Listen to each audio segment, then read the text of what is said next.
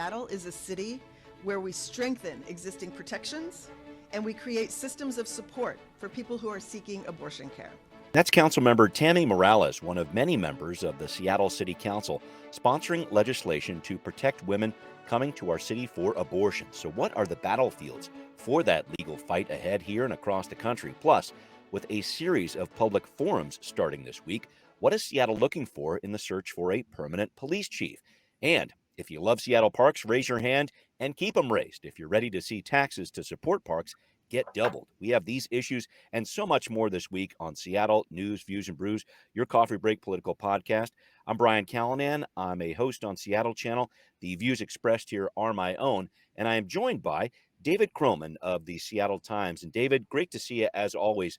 And stop the presses on this one. I think I just saw that your gardening exploits now include caring for chickens. What's going on, man? Yeah, well, our friends were moving and had to get rid of 3 chickens and 2 ducks. And so I am now the proud owner of a small flock of birds. Oh, that's awesome, man. And protecting them from the local fauna seems like a bit of an issue. Coyotes, or what do you got out there? Yeah, there's a lot of coyotes where we are, and so they're caged up right now, but for their own safety. But they're all laying right now, so we've already. Oh, that's awesome. I know you're into those duck eggs, man. I can't wait to hear what happens next on that one. Thank you, David, as always, for joining me. Thanks also to our listeners.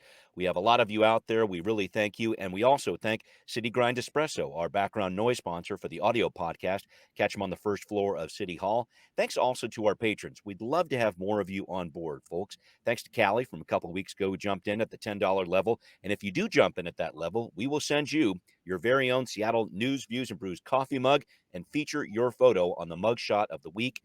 Throwback this week to Eric, who sent us a mug shot in a chicken coop, one of the best we've ever done here. And David, if you're ever looking for another way to feed chickens, you can always use your Seattle News, Views, and Brews coffee mug. So if you do listen, please do support the show at any level. That's Seattle News, Views, and Brews on Patreon. Finally, thanks to Converge Media, the video of the podcast airs on Converge Wednesday evenings at 7. All right, we're going to get her going with right here, right now. Well, this week, the search for a new police chief here in Seattle starts up in earnest. 2 public forums moderated by the mayor's office to get public input. Tuesday up at North Seattle Community College, Saturday at Rainier Beach Community Center down south. So the mayor says he's looking for a leader who will, quote, engage the community, drive changes, and support a new 3rd public safety department. And I want to pick that apart a bit with you here, David, because I look at this search as part of a delicate balancing act. On one hand, I see that the mayor is pushing really hard. We talked about this last week to promote a new police hiring incentives plan, something that might attract candidates towards what I'm guessing he hopes will be a strong, growing department, at least have that image. But he's also trying to respond to this idea that a new chief will support and potentially take a role in the development of a 3rd public safety department. I just wanted your thoughts on that. What do you make of what the mayor says he's looking for in an SPD chief candidate? Well, it's a tall task. Yeah. In some ways, it kind of requires an endorsement of moving some law enforcement activities into a different department, which I think, at least in some echelons of law enforcement, might kind of rub them the wrong way, and sure, so it's their jobs. Yeah. Mm-hmm. Right. At the same time, of course, they're understaffed, and you talk to a lot of police and they will freely admit that they do a lot of things that they feel like maybe they don't need to be doing. But, it is still sort of an endorsement of, it's not exactly defund the police, but it is sort of an endorsement of alternatives to the police. And that, that's kind of an interesting position to take. Yeah. It's just, I think that the job of finding that kind of unicorn police chief right now is going to be hard no matter what. And then especially in a place like Seattle, where there's clearly a lot of conflict between how City Hall is run and particularly the rank and file union of the police department. Mm-hmm. And taking the job of police chief, I think in some ways it's one of the harder political jobs in the city. Big time. Mm-hmm. Because you're answering to the mayor who hired you, who is answering to a fairly progressive voting base, but also you're the boss of more than 1,000 police employees who often clash pretty hard with your other boss, the mayor. And so, Right. it's never. There's a reason why we don't see police chiefs stick around in the city for decades Yeah. or whatever, Yeah. because it's a job that I think pulls you in a lot of different directions and is Right. takes a lot of skill to manage that. Right. Yeah. And then throw the Seattle City Council in that political mix Yeah. too. And it's interesting because I heard from Council Member Andrew Lewis this week on Council Edition. You can check it out on Seattle Channel. He's really trying to separate these ideas of we need police hiring bonuses and we need to develop new responses to calls that don't need sworn officers. And he's the vice chair of the Public Safety Committee. It was interesting to hear that. But I'm trying to get through on this idea of okay, we have this emergency. We need to stop the bleeding and attract more officers very quickly. Need to do that first, and then we'll work on this alternative response concept that the Seattle City Council is so hot on. So, I guess with the 911 times escalating as they are for the SPD right now, and a rise in gun violence out there here in Seattle, around the country too, I should point out, it's kind of like this is the natural reaction. We need to kind of double down on police. We really need to get more officers out on the street. I just think of that in comparison to a couple years ago, where this whole idea that more police didn't necessarily mean more public safety. I see these ideas struggling with each other. Yeah, I think that's possibly true. I mean, I think that the sort of nature of movements, which I think we can confidently call what happened in the summer of 2020 a movement. I Yeah. think the kind of nature of them is they start with a fairly simple and blunt demand, and that's in some ways how it has to be, because you can't turn thousands of people out to a protest with a bill, a highly nuanced bill or whatever. Mm-hmm. So you kind of start with the blunt and then try and nuance and shoot for the moon and then come on back. I think I see what you're saying. But I mean, I think in a place like this that's so sensitive, which is law enforcement and public safety, I think that we're seeing that maybe it's a little harder to do that because you've sort of got yourself on the record saying one thing, and not everyone is willing to kind of give you the benefit of the doubt to allow you to nuance later. In some ways, progressive Seattle might not like me saying this. In some ways, this is sort of what Mayor Jenny Durkin was saying in the summer of 2020, which was we have to first, she never endorsed defund the police. She never endorsed cutting police budgets. Her argument was, let's build up these alternatives and then ratchet down the need for police. Yep. So now we're kind of seeing the Seattle City Council do that in some ways, and much to the chagrin, I think, of the protesters who demanded that they see immediate cuts to the police department. Right. But also, I think the last election was fairly clear. Oh yeah. Bruce Harrell, Lorena Gonzalez could never get out from underneath the fact that she had endorsed defunding the police, and Bruce Harrell was unambiguous in his rejection of that and his his need to, or his desire rather, to hire more police officers, and he won by a huge margin. And so I think that was probably a huge wake up call to the Seattle City Council that while there was a large number of people calling for immediate cuts to the police department, it did not prove to be a winning issue at the ballot on a local level. No. Real quickly on this, just to wrap up the whole topic of police, I wanted to talk about the health of the department and not just the numbers. I mean, clearly those are in decline. More than 100 officers leaving over the course of this year is what Interim Chief Diaz is saying. But I'm looking at these different reports from the OPA, the CPC, these different civilian watchdog agencies that are overlooking the SPD. And they actually have a few reports and presentations that they're showing the Seattle City Council this week in the Public Safety Committee. Are you I'm looking at the kind of the health of the department in terms of, are they doing the right thing when it comes to responding with the ruses that we've heard about before that they used during the protests of 2020? Are they doing the right thing when it comes to use of force and use of force complaints? Because I know the CPC is saying, SPD is not giving us all the data here. The health of the department in that way, David, do you have a feel for that? I don't, admittedly, because I don't read, I used to read all the monitors reports and things like that come out. Being on the transportation beat, I don't read those reports quite as often as I used to. So I don't know. But I think that no matter what, there is still a lot of scar tissue from how the police department handled the protests. Yeah. I think we saw in a lot of ways kind of years of plotting incremental sort of effort to improve under a consent decree. A lot of that goodwill, I think, among a good portion of Seattle was wiped out fairly quickly because of how they handled those protests. And then, of course, with that comes more scrutiny. And then, and then, of course, there were questions about how well the city's sort of accountability system actually works. Exactly. Right. So, I don't have a great sense of what is actually happening within the police department, but from a public perception standpoint, I do still think the police department, I think they are, they have more leverage now than they used to because of the rising crime numbers, and public safety concerns. But at the same time, I do still think there's a sense that they need to kind of earn back respect of a large portion of the city. Yep.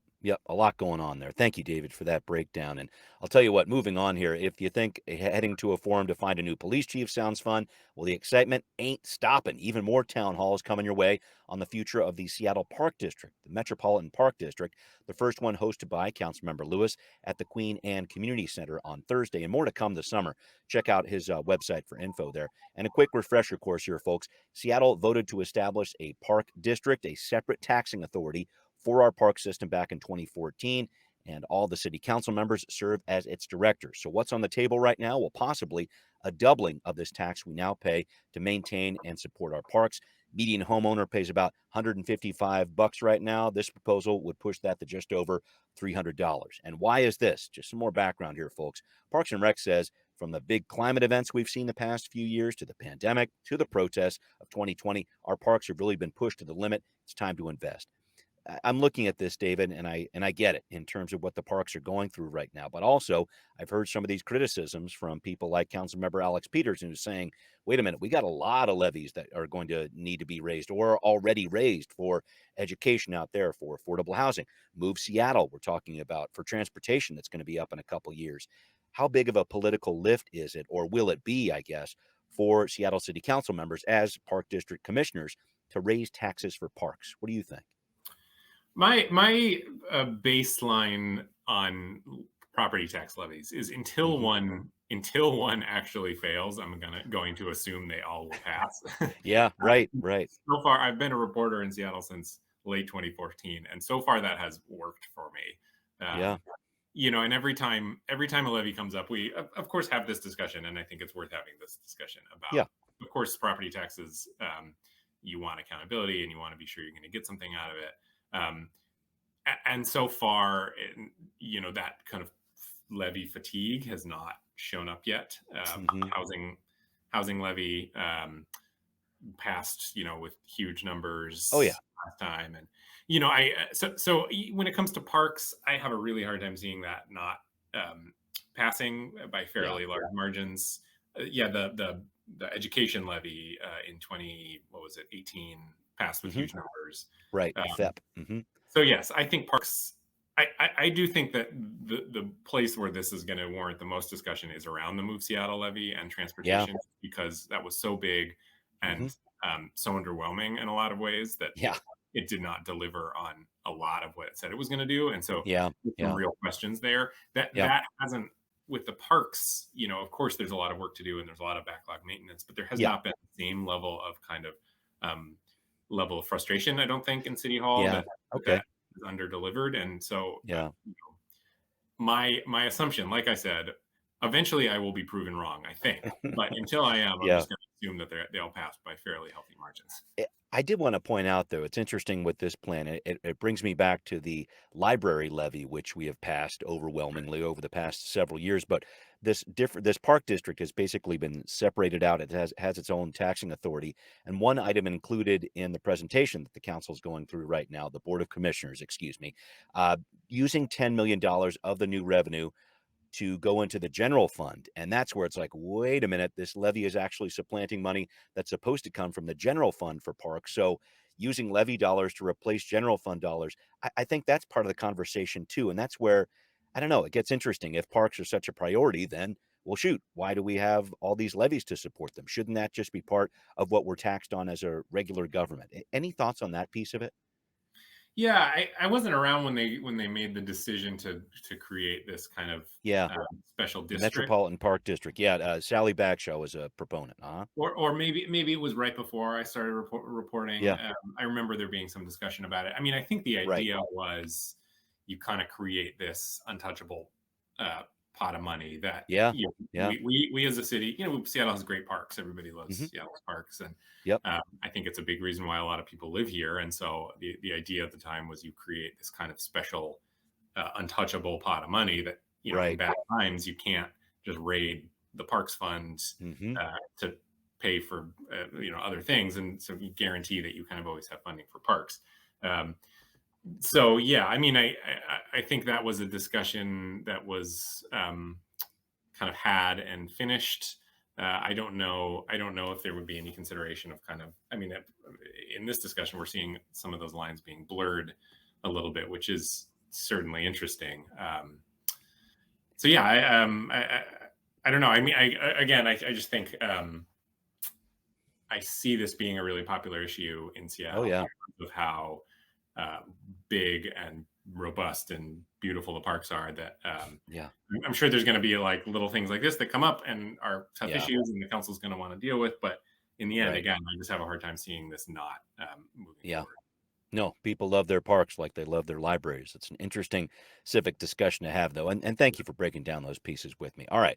Well, here we go, talking about taxes and how they're going to get rated this budget season, possibly. May I present to you the Jumpstart tax on big businesses? We'll have more on how it's doing and what this means for affordable housing in Seattle next on Now Hear This.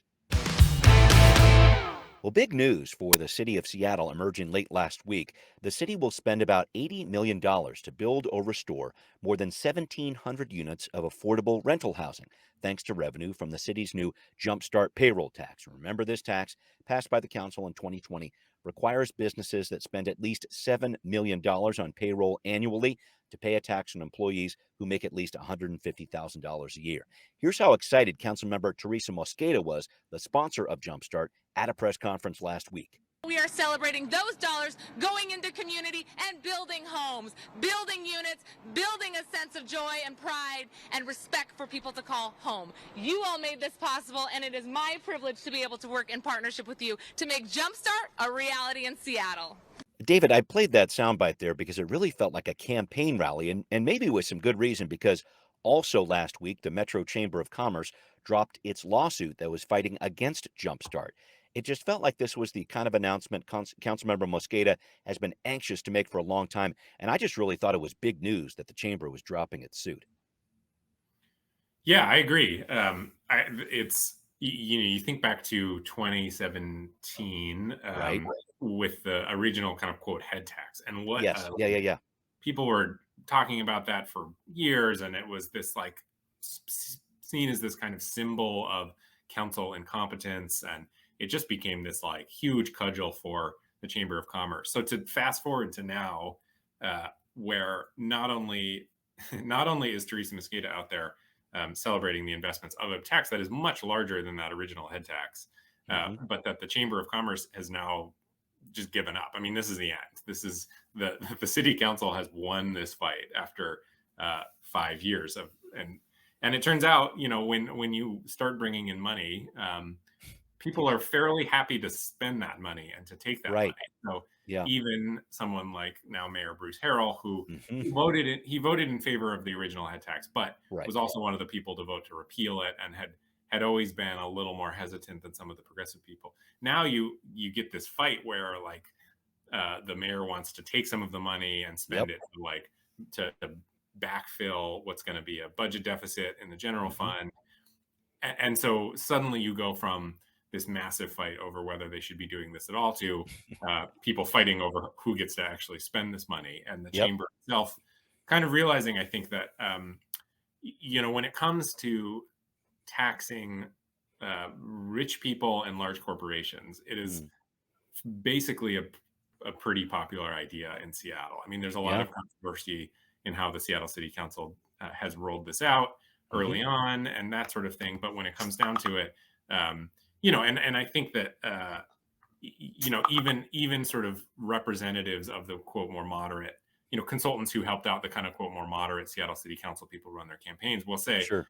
the progressive side of Seattle City Hall is at its strongest when it's hammering on this. We want to tax rich corporations to build housing. I mean, it's a fairly simple message. And I think this announcement, combined with the fact that the chamber has decided to drop its suit, so just goes to show that in Seattle, that is not support of a tax like this is no longer a political liability. And it's in fact probably a political boon. Yeah, no, I just remember how Mike O'Brien, who was a council member a few years ago, brought this idea up in 2013, something like this, 2011. It might have even been that early, just starting to bring this through the city council. He was reviled for it, but now it's having some big success. And like you say, it's bringing in more revenue than was originally thought. It was supposed to bring in about 200 million, something like that. Looks like it's created 231 million in new revenue. And just looking at the budget backgrounder here, David. So Mayor Durkin's budget from last year, this is where it gets a little wonky, but here we go. That budget used one-time federal money to basically pay for some of the things Jumpstart was supposed to pay for, which has kind of left the Harrell administration and the council in a bind. It's replacing those one-time dollars without making it look like a cut. So as much joy as there was with Jumpstart, and we saw that from Councilmember Mosqueda and a number of advocates last week, it's also created this really interesting budget battleground, I think, for the mayor and the city council coming up here this fall. Yeah, which is actually similar to how it was last year too. The Mayor Jenny Durkin and the council kind of got into this a little bit. Also, again, there's money to be had, and it's it wouldn't be politics if various branches weren't fighting over who and how gets and raiding each other. Yeah. I will say sort of one more addendum to what I was saying before about why this has suddenly become ingrained and as popular as it is. I think that the pandemic did a lot for people's support of taxing Amazon. The fact that as the rest of the world was sort of locking down and worried about massive recessions and there was a ton of unemployment, the fact that Amazon's profits just like soared through this, suddenly it was really hard for anyone to really feel all that much sympathy for a corporation like Amazon.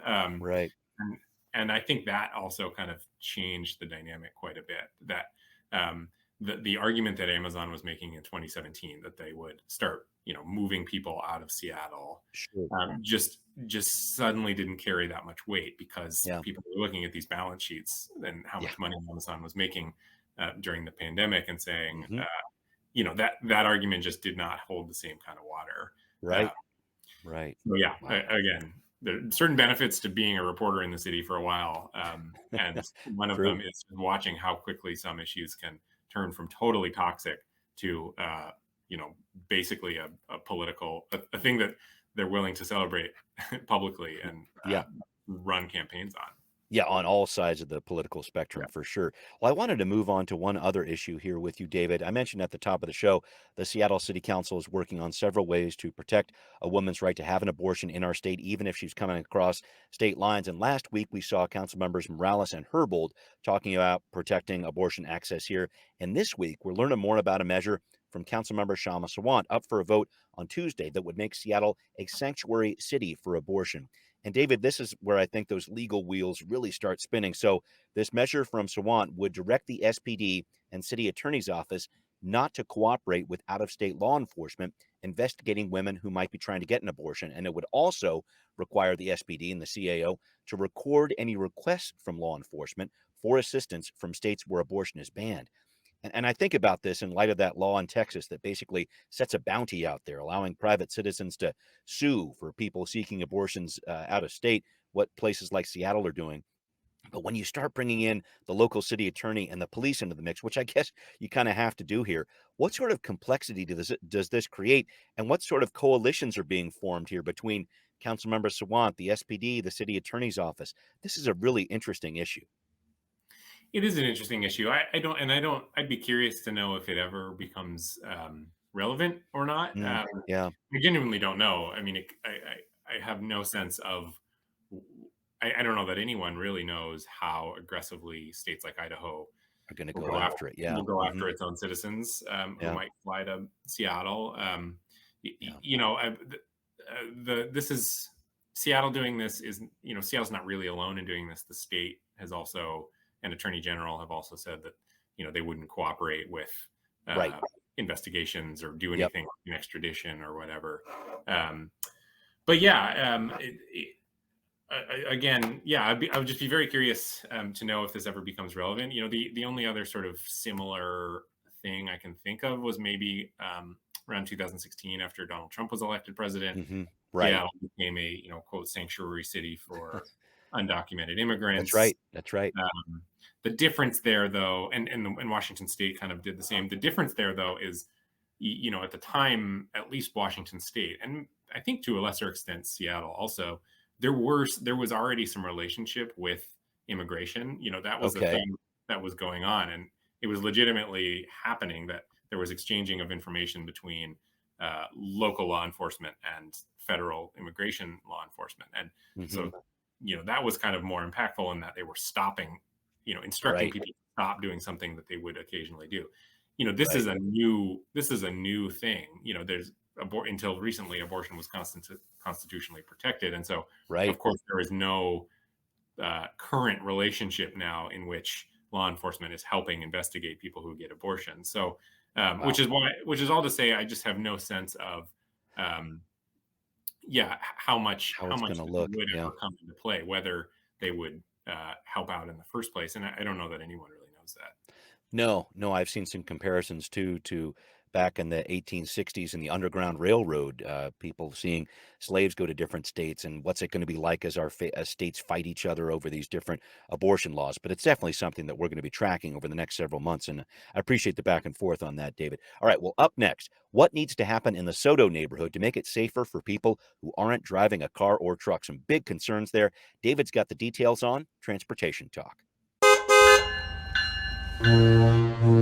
David, you wrote recently in the Seattle Times about a much-needed makeover for the Soto neighborhood, specifically on 4th Avenue South when it comes to traffic issues happening there. What's going on? Well, Soto has Soto and Council District 2 more broadly have been correctly identified as particularly unsafe places for people to walk and ride their bicycles. I think it was since 2021, something like 60% of traffic deaths have occurred in Council District 2. And, there's this kind of specific area in South Seattle near Holgate, 4th and Holgate, 3rd and Holgate, 4th and Massachusetts, where it has proven to be particularly dangerous for people who are on bicycles. And also, people driving cars too and walking. So, just this year, two bikers have been killed near that area, one at 4th and Holgate, another at 3rd and Holgate.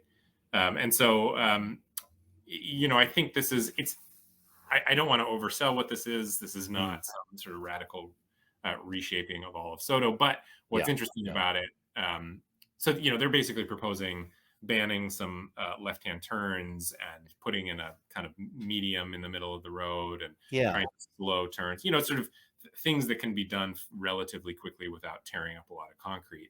And so, it's hard to know, how much of a difference this will make, but it is interesting because we've been hearing, especially from Councilmember Morales, a kind of louder beating of the drum that the city needs to pay more attention to traffic deaths, and specifically traffic deaths in South Seattle and Council District 2 and Soto. And so, projects tend to take a long time in Seattle. There's a lot of process, the Seattle process. We know about that. This is an example, though, at least for now. I mean, things could change, of course, where they are functioning on, at least for SDOT, what is a fairly aggressive timeline to make some changes down there. And so, for me, it kind of raises the question of, is the dam on some of this stuff going to start breaking, or are we going to see more of these kind of quick turn, quote, rapid response changes to some of the city's most dangerous places? Interesting. And then interesting also to see what'll happen this budget process as more investments are made. I know there's a lot of call for more investments in the South End. So thanks for that piece there, David.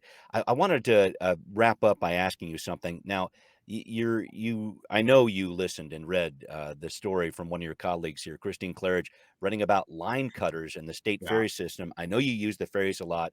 And folks, I don't know if David's going to turn into the Incredible Hulk here, but I get the feeling we wouldn't like it when he's angry. This stuff really ticks you off, man. What's going on? Well, I mean, the stakes on it are like, I think, if someone cuts you in the grocery store line, Yeah, right. It's a little annoying, but it just means you wait an extra 90 seconds or whatever. Sure. If somebody cuts you, I have been on many boats where I'm the last car on the boat, or many times I have been the first car to not get on the boat. And, when you're racing for a ferry, you are looking at the app and I've literally counted cars and tried to figure out if I'm going to get on this boat. And so one car cutting you is the difference, can screw up your entire day. It is. Yeah. It's as Christine wrote, it's a blood boiling thing to see. It's the only place where I become an endorser of the, nanny state of snitching on your neighbors. That's right. I know. And now we don't have 684 Hero to lean on anymore, but at least that was a place for people to vent about it. This is rough, man. Yeah. All right. Well, bring it back down, man. Calm it back down. Find that happy place if you can. David, thank you as always. And I'm glad that we were able to keep you calm for the better part of the podcast here, as always. Thank you. Thanks to everybody listening at Seattle News, Views, and Brews, where you can always find out what's brewing in local politics. This podcast is on all the major platforms. And once again, if you are a listener, please do support the show on Patreon. Thanks for watching on Converge, too. See you next time. Seattle News, Views, and Brews is an independent production of Callanan Media Services. Copyright 2022.